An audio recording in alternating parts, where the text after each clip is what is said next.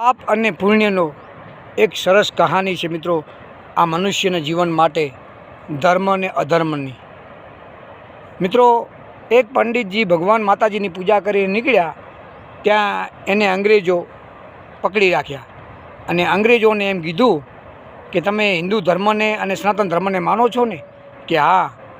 તો એને કીધું કે હું તમને 4 વસ્તુ આપું, 4 વસ્તુમાંથી એકી પસંદ ન કરી તો હું તમને ગોળી મારી દઈશ. તો પહેલી બતાવી હતી પરાઈ સ્ત્રી, બીજું બતાવ્યું હતું માંસ મટન, ત્રીજું બતાવ્યું હતું સોનાનો ઢગલો અને ચોથું બતાવ્યું હતું શરાબ. આ ચારેયમાંથી પરાઈ સ્ત્રીની ના પાડી, માંસની ના પાડી, સોનાની ના પાડી અને શરાબને આ પંડિતે પાણી માનીને એને પી લીધું. અને શરાબમાંથી જ આ બધી વસ્તુ પેદા થઈ છે. મનુષ્યના જીવન માટે ધર્મ અને અધર્મ થાય છે. જય માતાજી.